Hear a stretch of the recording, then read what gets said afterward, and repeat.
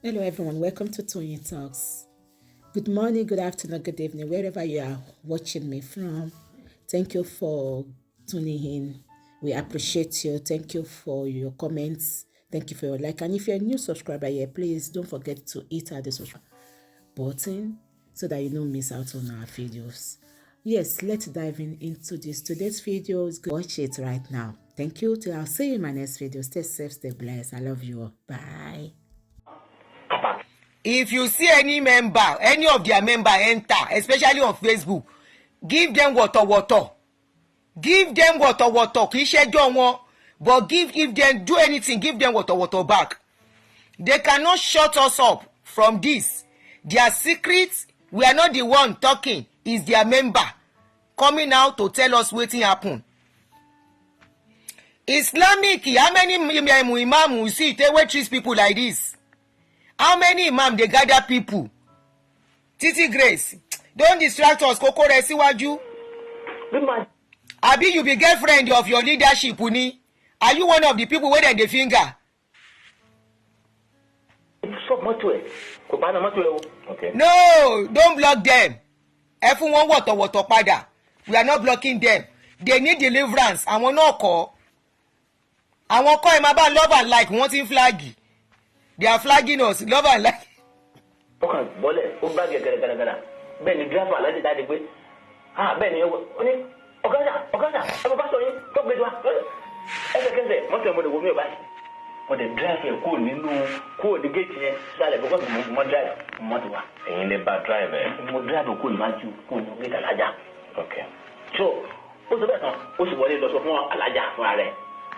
Meanwhile alájà ń ti pé fọmáṣẹ́sọ ìgbàwé náà ni ó ti kó wọn sí ọ̀dọ́ ẹ̀. wọ́n ti gbẹ̀gbẹ́ ṣẹ́tù wọ́n bá sọ ọdún gbé mi bá gbẹ́nà. níwáyé àlejò kò jáde o àlejò kò jáde bẹ́ẹ̀ ni ṣẹ́tù kò jáde bẹ́ẹ̀ dábàá mi. kẹ́lẹ́ pa òdi wa ọ̀gá sọ wá wá fẹ́mi sórí ó ti blọọ̀kì gíta àlejò sórí ó ti blọọ̀kì so wàhálà ti dé wọ́n ti gbógun ti dé o àlejò àti mímú wọn pàpà.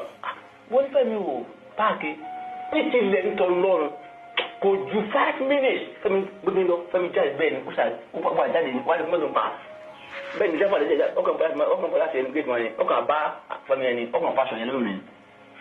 Ìyẹn dẹ́fà lájà yẹn máa nà gbà alájà kò rí bẹ́ẹ̀ wọ́n ti wọ́n páàkì wọ́n fẹ́ lọ gbé bàbá ẹni kò tẹ̀ gbọ́ bẹ́ẹ̀ ni Fẹ́mi bẹ́ẹ̀ ni fọmá ṣe wá jáde kẹlẹ sókiri o ti fẹmi sẹsìn fẹmi o ti tó sẹsìn o máa wá àdúgbò jà o ti bá kankan oníṣẹ́sọ ló ń lo oníṣẹ́sọ nísìn nobody can challenge me. Why I'm allowing him to continue to talk is because here is not so really relevant to the story, but this is where they started. I think where they started planning for him, unknown to him. There was a quarrel about parking in somebody's house and making noise. And there's a particular guy, one CSO Femi, Pastor Femi, not the other Femi, this is another Femi. He said they got into a fight with a neighbor who said their noise is disturbing her. Nobody can control me, nobody can do anything. Femi Agboola kò single one kò sí níjọ́ yẹn náà. Ó sì gbé mọ́tò ẹ̀. Ó sì padà sílé lọ́jọ́ yẹn ìṣòro ń jù yẹn. Alẹ́ òkúta ni o. Alẹ́ òkúta ni. Sorry, ní 2006 or 7 fọ́nmá sílẹ̀ sọ pè mí. Ìyẹn Gbàdàmọ́sí alias Commander Suka. Gbàdàmọ́sí alias Commander Suka. Traffic ó wà láyé ọ̀tọ̀ ni. Thank you, John. Security ó wà láyé ọ̀tọ̀ ni. Ó wá sọ fún mi pé kí n kọ́ gbogbo àwọn traffic ọ̀ṣà mi wá òun fẹ́ ó gbọ́dọ̀ join ni òun fẹ́ ṣáàdìkadì fún wọn di security. Máa ní kò lè rí bẹ́ẹ̀. Ó ní ọ̀gá. Traffic ọ̀ṣà mo lọ́gàá kò lè dínkù ó wà church. Balógun ọ̀lẹ́dàpọ̀. Even now, what's a gone? Now, what's a gone? I'm going to go when you go, Medical. But a couple medical. So, look along. Baba Samuel, bó ṣe wà láyé, bó ṣe kú, ó ní nǹkan bó ní òde kọ́. Àdìgbà Yusuf, wọ́n ní kó bó ní òde kọ́. So nígbà tí wọ́n á di nígbà tí wọ́n á wá church nírọ̀lẹ́, láti head of ọjà, mo ṣàlàyé fún un. Ìyẹn dà pé ó ní mọ̀ ẹ́ pé ìṣubú òun ni wọ́n wá. Ìṣubú òun ni wọ́n wá níbẹ̀ yẹn. Pé mi ò ní kọ́ ẹ̀ ló dáa. Pé àwọn ti wà ní. We will talk on this star tomorrow. Ìdí náà ni mo sọ dájú pé ogun tó wà nínú ìjọ tó wà nínú church bàbá mi ó ju ogun ní ayé lọ. Ọgbọ́n tó fẹ́ lọ di kírísítẹ́nì gbà wípé gbé ìhámọ́ra ogun wọ̀ pé ní ogun mò ń lọ gbọ́dọ̀ ja ogun ẹni ogun ní inú ogun lọ ń wọ̀ nínú ogun ni. Mi ò mọ̀ ní káàdì bàbá tó di mùsùlùmí ni mi ò ní pínlẹ̀ sí bàbá mi lẹ̀ mùsùlùmí lẹ̀ káàdì mọ̀ pé ní ogun bò ń wà wá ni mi ò ní yẹsẹ̀ kó ní kúṣẹ̀ ní mùsùlùmí bá mi. The man said at this point, CSO Gbadamosi called him one day and said after the quarrel that they had over the weekend, that Femi Agbola now left and he did not fight anybody. He just left and went home. You know, he said, Gbadamosi now called him and said, I need the names and the list of all the ushers under you.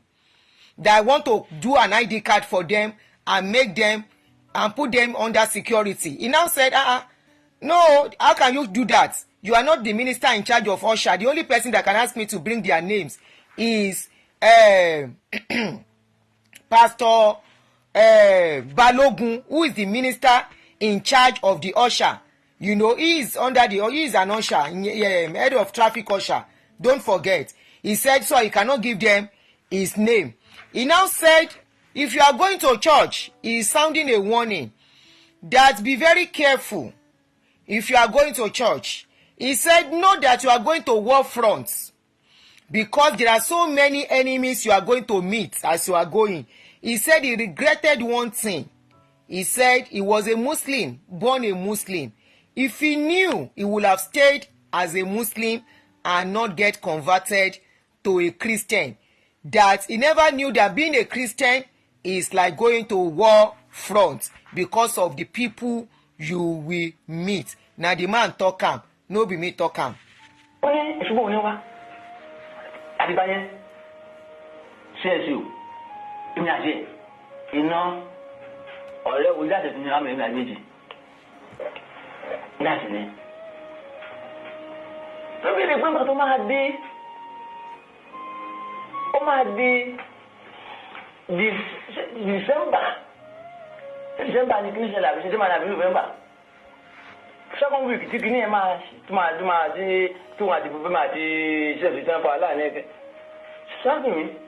Ṣáàtò ní ìdíkùnlé mọ̀gbàkùn olókè blank to high meat. Kẹ́lẹ̀ how are you? Yàwó ẹ̀kọ́ ọmọkùnrin náà wọ́n jí o fẹ́ rí ọ.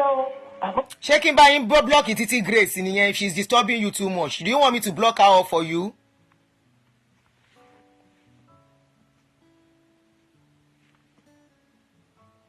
Ó ti sá fún láti ìgbà ó ti di wàhálà o. Wọ́n ti petition ṣọ́ọ̀ṣì o. Wọ́n ti petition ṣọ́ọ̀ṣì kí ni wọ́n bọ̀ ṣe èmi náà létí o. Ìdí máa ti sọ ní fáínà ọmọ ní.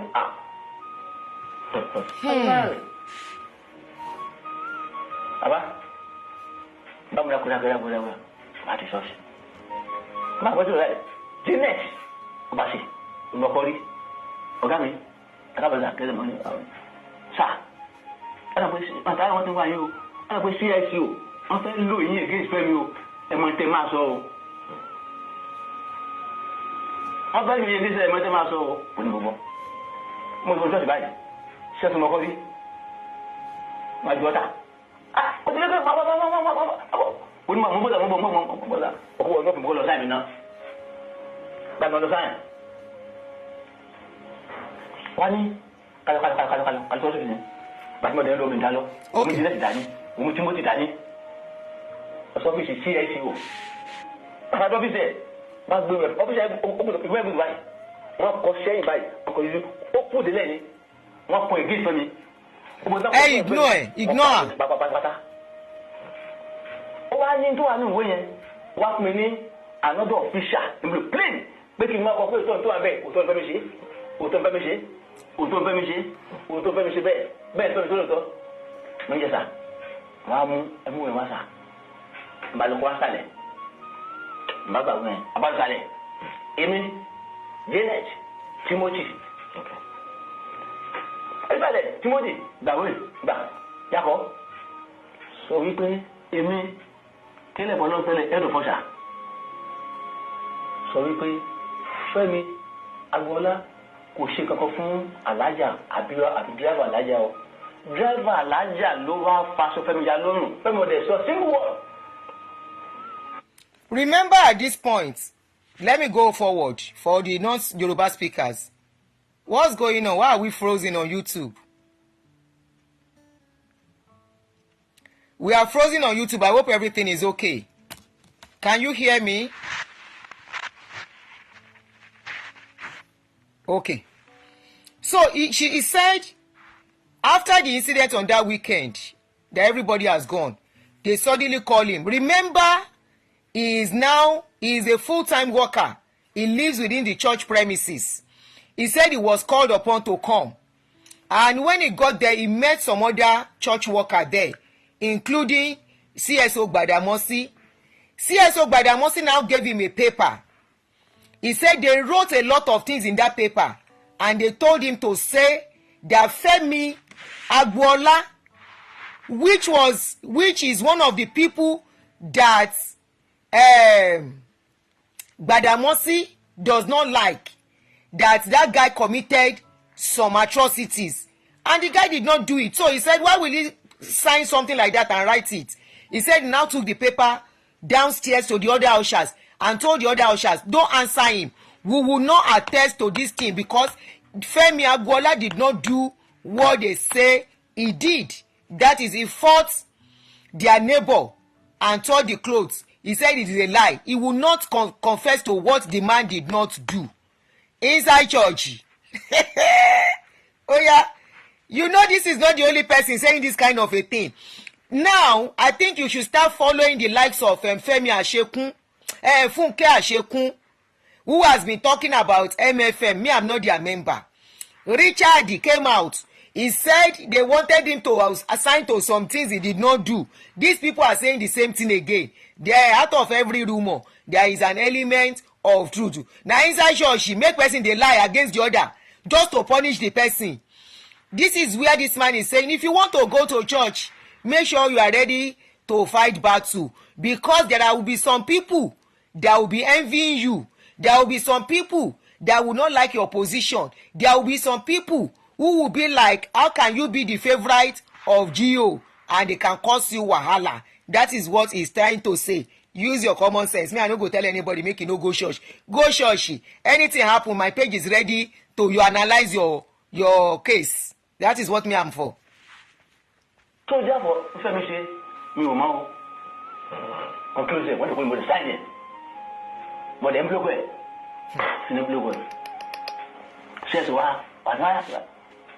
Bá ní kọ́ wọ́n ní ọ̀dọ̀ ADO. Àwọn ọ̀dọ́ ADO bẹ̀sán. Politics inside church. Ọmọ mi ní bọ̀dá ló ń pè mí ADO bẹ̀sán. Ó ní ẹ̀gbọ́n ẹ̀yin ni ó lé mi ní ẹ̀gbọ́n ẹ̀gbọ́n ní.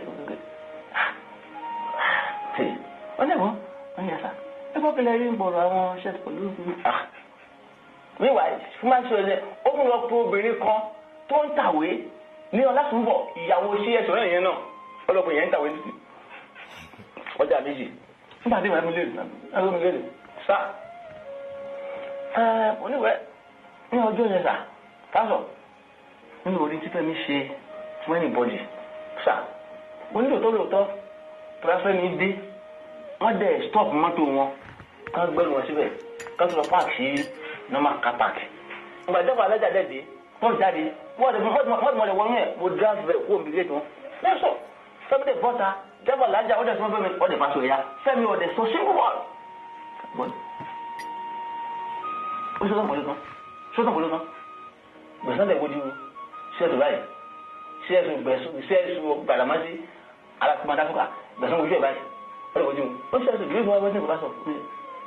Oh, dear, what is it? I said, Mamma, this woman, good the best. She said, oh, I'm very now. What, Madame? Madame, that's all. Family, on the border. Okay, see, what's that? When go to the girl and so you. We want to say a girl, but he's gone with Yato. That's a legend. It's you, my Tony. Not to wait, but not to wait. Share so, they are waiting this presentation. What have we said, though? I must say, but you know that we give you your own beach. We give you your own beach to walk. Isn't it? Only better. Okay. Leave family alone. Leave family alone. Let family do a walk in their own beach. Go out and do your own work in their own beach. Femi Agbola is General CSO. Headquarter. Orí Fẹ́mi ti di méjì lọ́kàn mi ló jẹ́ kí n máa ká lè máa. Ẹ bá kí mo sọ fún yín pé Fẹ́mi Agboola lọ́tẹ̀. Ọmọ yẹn sìn, ó ní Fẹ́mi Agboola èlò láti dé ìwọ. On your own beach. Do your own work in your own beach. Yẹ́sà. Báyìí tó ká nìyẹn. Àwọn yẹn sìn, ìjọ ìlú. Mi mọ̀ pé ìmọ̀ pàtijọ́ yẹn, ó ti bẹ̀rẹ̀ ogun o. He was trying to explain that after all the wahala, he said even Alaja said that was not how the case was. But CSO Gbadamosi insisted, Obviously, CSO is after Femi Agboola. So he said after all the case, after all the wahala, after they settled it, that was when his own problem, Gogon, started. Ìjọkọ̀ ṣe Sunday ju àbí ṣá olóòtú nígbà tó máa di ọjọ́ Friday on the 25 of January ṣé èmi kẹ̀rẹ́ èmi ni head of traffic assistant chief officer tọ́pọ̀ tí wọ́n ní prayer city prayer day mo gbọ́dọ̀ gbé apron tá a lò máa gbé lọ sí prayer city fún ọ̀tún máa lò èmi máa dá padà sẹ́kọ̀tà àti bí ìtẹ́tù everything ó ti kódà mi ráyè bọ́ ti ọmọ mi mọ́ gbà yín àtọ́ ṣọ́ọ̀ṣì mo wà lẹ́bùn mi ṣọ́ọ̀ṣì mo ń lò ìdílé mo ṣọ́ọ̀ṣì báyìí that's Friday. Wọ́n rí àwọn ọlọ́pàá wọ́n tó méje àbí mẹ́fà tí wọ́n rìn káàkiri ọ̀tọ́lọ́m.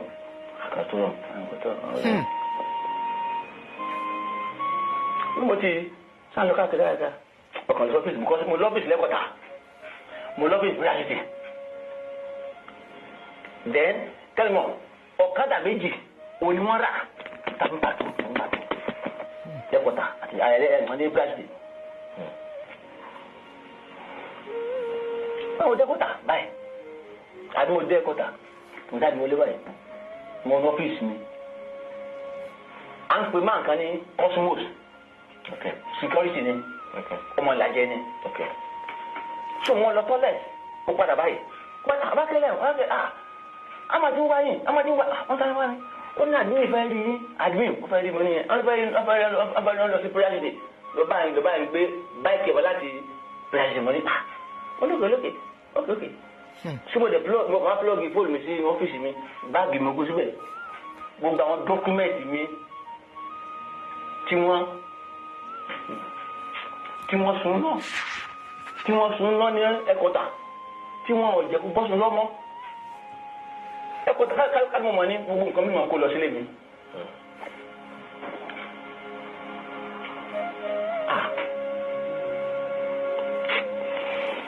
My passport, my international passport.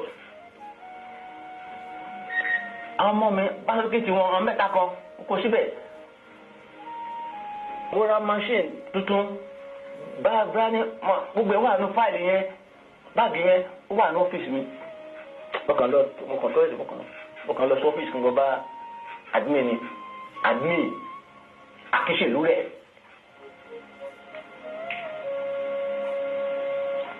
olóòtú ṣé gbogbo ẹ̀dá tó bá ṣe láyé ìrẹ́ máa tọ̀ lẹ́yìn ni o gbogbo ẹnikẹ́ni tó bá ṣẹ̀dá láyé tó bá ṣe bí bó ti kó lówó tó bó ti kó.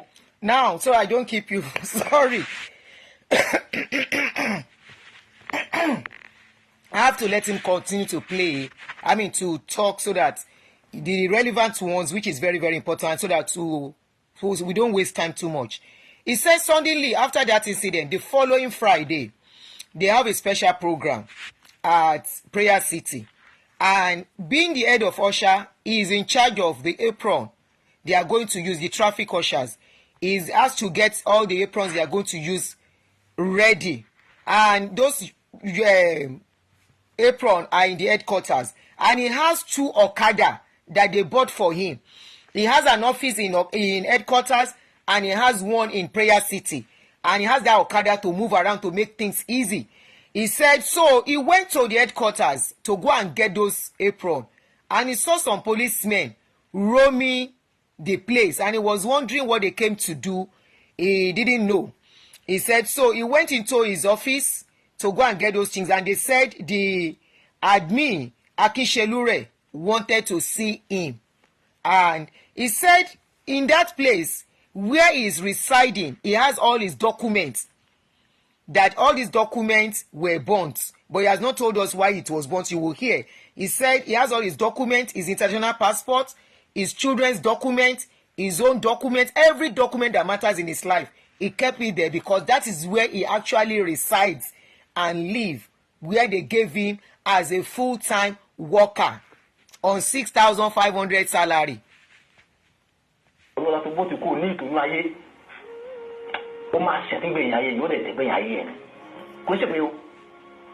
Now he's laying curses on Olukoya that no matter how long Olukoya lives, he will be disgraced. It will never end well. Now the man talk am, no be me talk am.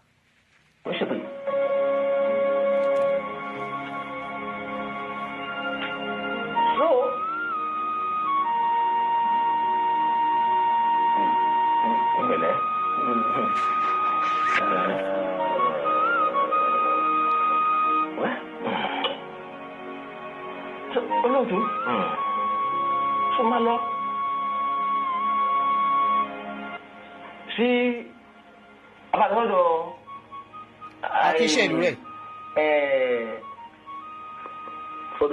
Akíṣèlúrẹ̀. Ẹni wọ́n pè yín pé wọ́n ń béèrè yín ní ọ̀dọ̀ admin ìgbà tẹ́ débẹ̀. Bẹ́ẹ̀ni, wọ́n náà fẹ́ sọ yìí. Báwo sọ́dọ̀ admin Akíṣèlúrẹ̀? Báwo wọ́n sọ́dọ̀ ẹ̀? Ó fẹ́ gun òkè báyìí. Ọ́fṣì ó fẹ́ gun báyìí. Wọ́n lé ń bọ̀, wọ́n ti pè fún mo ti dé o. Wọ́n náà sì ń gbọ́dọ̀ pè. Mo ti fẹ́ sọ, ó ní ọdún ní ẹ̀dúnbẹ̀. Sà, ọdún mi, tẹ bá rí ènìyàn, tẹ bá rí ọ̀rẹ́, tẹ bá rí ẹbí, tẹ bá rí ẹ̀gbọ́n tó ń bá ń sọ̀rọ̀ tó ṣe báyìí. Ẹ bá mú o, ó bẹ́ ṣe bí ni o, tó ṣe báyìí. Sá, wọ́n dúró dé, ó fẹ́ ṣe ká ní o. Akíṣèlú ẹ̀ máa ṣe báyìí. Mo fẹ́ meanwhile, ibi ẹbí stop yẹn, a ní ọ́fíìsì kan bí tí wọ́n kọ́ àwọn passport tí wọ́n ti fún ní branch tí wọ́n kó wọn sí sórí àpá bẹ́ẹ̀ wọ́n ṣe bẹ̀rẹ̀ dùkú sí. Àti bẹ́ẹ̀ náà ṣe ọmọ ọlọ́pàá yẹn bẹ̀rẹ̀ wọ́n ti wọ́n mọ́. When they called him, he said when they called him that Akíṣèlúrẹ̀ is looking for him, he went to see Akíṣèlúrẹ̀, which is the admin in the church. He said that one was like, you know, he said when you see anybody trying to talk to you and doing he said should be very careful. For my English speakers, I am interpreting. Yes, I'm interpreter. Olubumi, Ero, whatever your name is. I am interpreter because the world, people who don't speak Yoruba, needs to understand and hear this story too. He said at that point, he never knew they already positioned a policemen that will arrest him inside the church, near one corner. He said he never knew that those ones were sitting and hiding somewhere while Akíṣèlúrẹ̀ was talking to him. I am an interpreter. Yes, interpreter. Listen and listen well.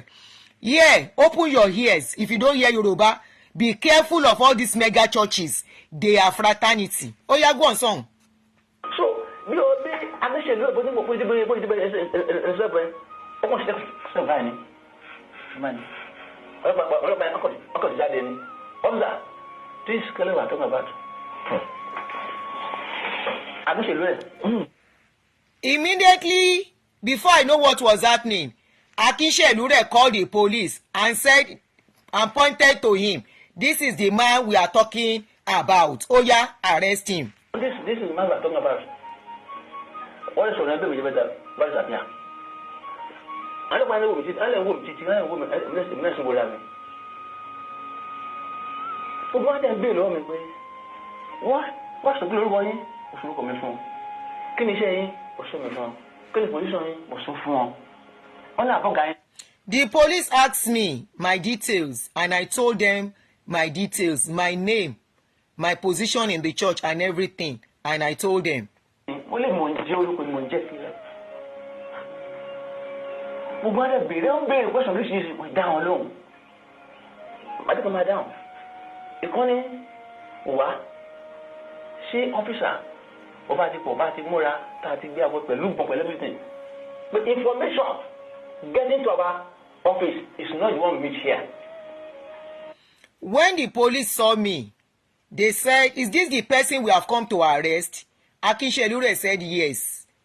The policeman now look at themselves say, now person where we come arrest be this, where we carry all these gadgets, all these AK-47. Now the person we want you arrest be this. But wetin dem tell us for office? Now he make us carry all this gun. Where will they come?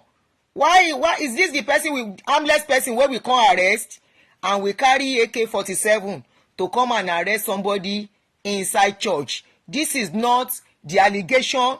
The allegation they told us is not what is not what we are seeing. The information we got in our office is not the one we meet here. Anyway, because it's not God's office. I want now.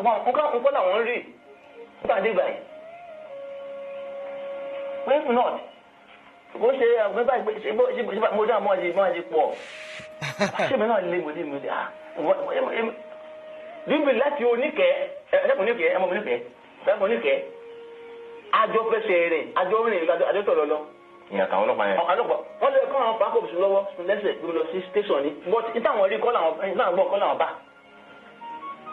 Láti oníkẹ́ àjọ fẹsẹ̀ rìn àjọ rìn lọ ni. Yes, it's the same Femi. I'm sorry. Somebody asked that is it the same Gbadamosi that Femi saw at Abali's place? Yes, it's the same CSO.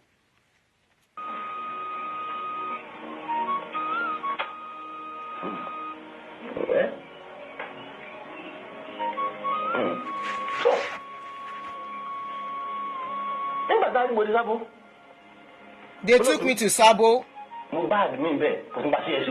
When I got to Sabo, I met Admin and the CSO. CSO. Badamasi Ale Commander Suka.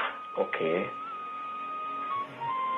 Mo bá ní Sabo police station àti Admin. Wọ́n ti ṣáàjì yín dọ̀hún. Bẹ́ẹ̀ni. Okay. They got there before me. The CSO.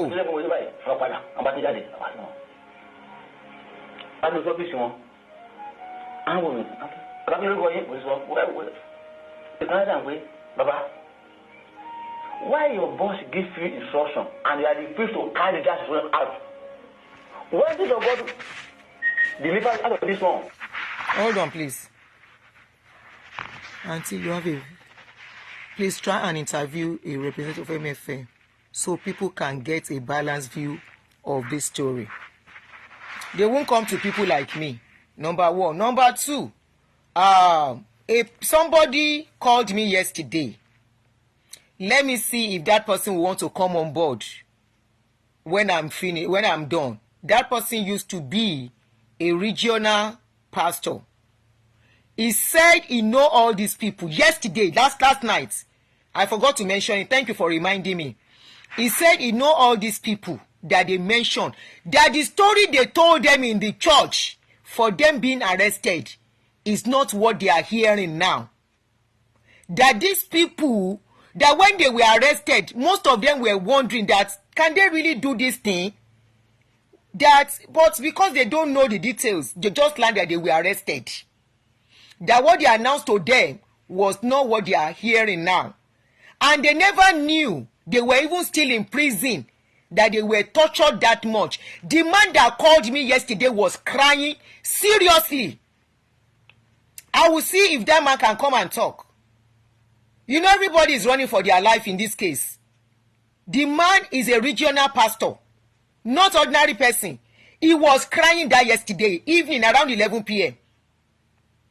So I wish, the man said they never knew they were even still in prison. That they thought it was just a small case and that was it. That he was shocked seeing these people outside again. That these are the people he worked with as workers, one-on-one. The man was laying curses, serious curses on your GO. He was laying serious curses on him that night. I will see if he can come and talk. Let's continue, Jerry.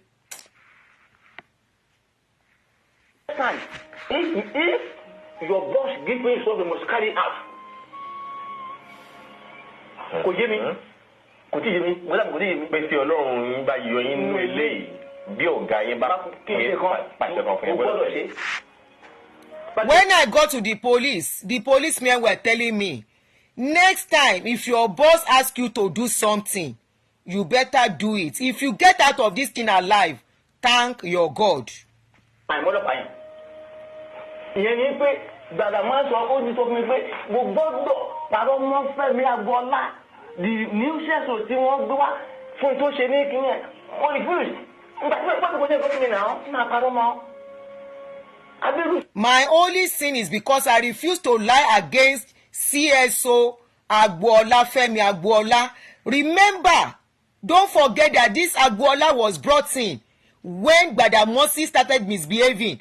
Olukoya now tried to change them and employ more CSO. That is where the problem started. And because this one self refused to lie against Agboola, that is why they now put up story to arrest him. But more is going to unfold. Just continue to listen. We are almost done. Just feel 1 hour more.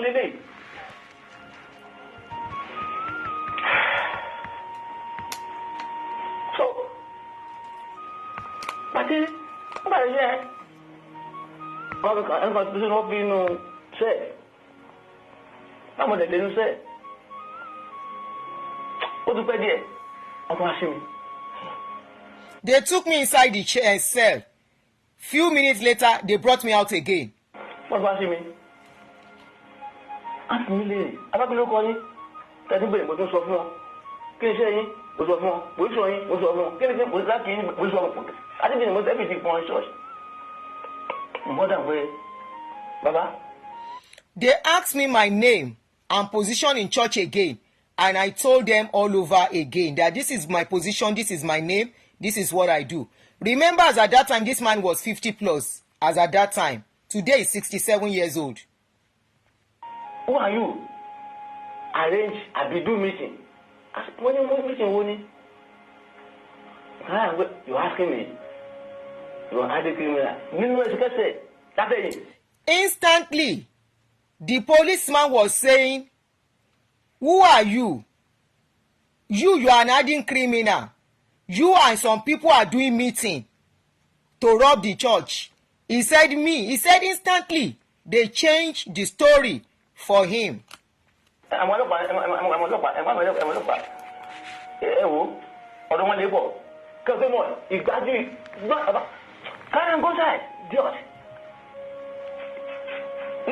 Instantly, they started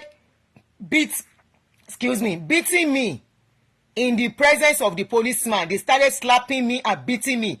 And they said, take him back to the cell. Instantly, within few hours, the story changed, everything changed, and I was locked up. You go talk. You go talk. You go talk. Kaimilo. Nígbà máa fi lẹ́ẹ̀kẹta. Ní ọ́fíìsì wọn yẹn, mo ti bá àwọn ànọ́dá other 4 or 5. Mo ti bọ́lá. Àwọn ọlọ́mọ àlùkò. Wọ́n á sọ pé ọtún mi ní orúkọ mi. Ẹbí mo ti sọ ọ̀pọ̀ ẹ̀fọ́ fún wọn. Abẹ́lẹ́ mo ti bẹ́ẹ̀ ti fún wọn. Then, wọ́n dà pé Baba, who are you? Do meeting. I want to rob church. When was church I want to rob? You are asking me. No, now, you are very stupid. Ask me, you don't know anything you did. Baba, please, leave her. Baba,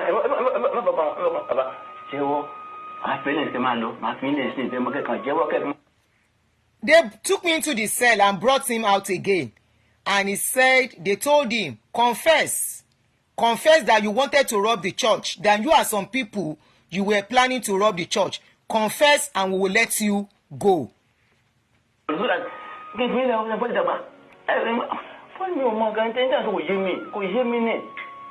look.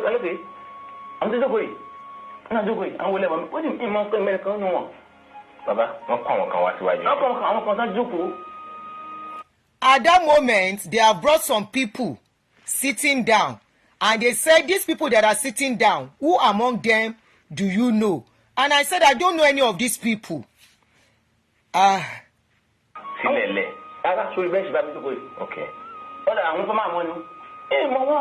Let's say I know what I did to work with our very good American fair. So she don't know one day. What do you want? I bet more. Any law, the button and what do you want? Why, okay. Oh, you Baba, you know what to do. Yes, what's that? Baba, I know very well. You did, we are doing meeting together. Ha! You do what? What? That's I mean that we want to rob MeFM. Really? Wait. You go. You go. What is it? You go. What is the money? What are you doing? Before I know what was happening, I'm talking about what the man said. He said the people that they brought out, one of them said, you know us now. We are planning to rob MeFM together. He now said, I don't know you. Baba said before he knows what was happening, they have started beating in blue and black. From the last day, with your hungry. Share complete. When you're hungry. Abami, or time you know. And me go nearly. Don't go nearly. Like she married the moment. And you. Share hungry. Before I know what was happening, they took me for hanging. The anchor was asking, what is hanging? He said, pray you never experience what is called hanging in police net, in police station in Nigeria. Oh, yeah, Baba, gbóhùn sókè.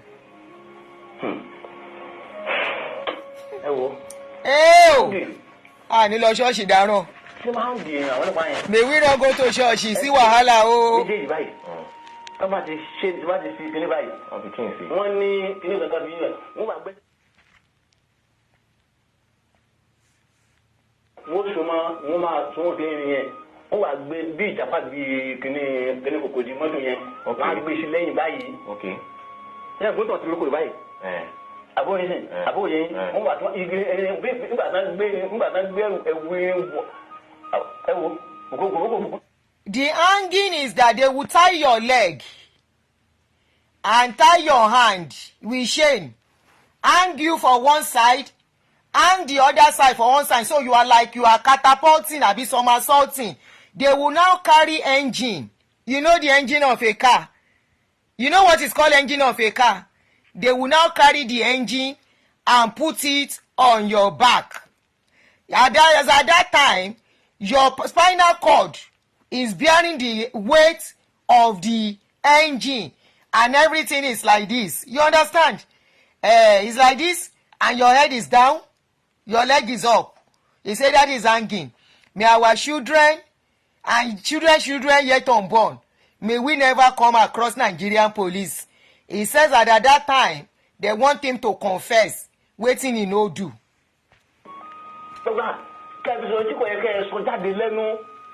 Tòmítò mi tàlàyé bàbá mi wọ́n ṣe bí wọ́n ṣe bí lẹ́ẹ̀mẹ́ta mẹ́rin ni mo wá mi ò lè sọ̀rọ̀ mọ́ ẹ̀gbọ́n mi tí wọ́n bí mi léwà mi wò ó wà dáadáa ó kí mi lè sọ̀rọ̀ mọ́ ó sunkún àti oṣù pàbọ̀ ni.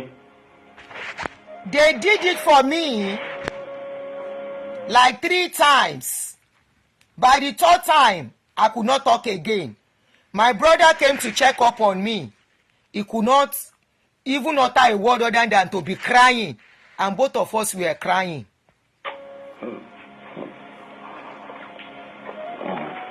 wọ́n ní má ṣe pé. Wọ́n ní kí n má ṣe pé. They said I should not curse. There is no how I will not curse. There is no how I will not curse Olukoya. Nobody can stop me from cursing Olukoya with what I saw.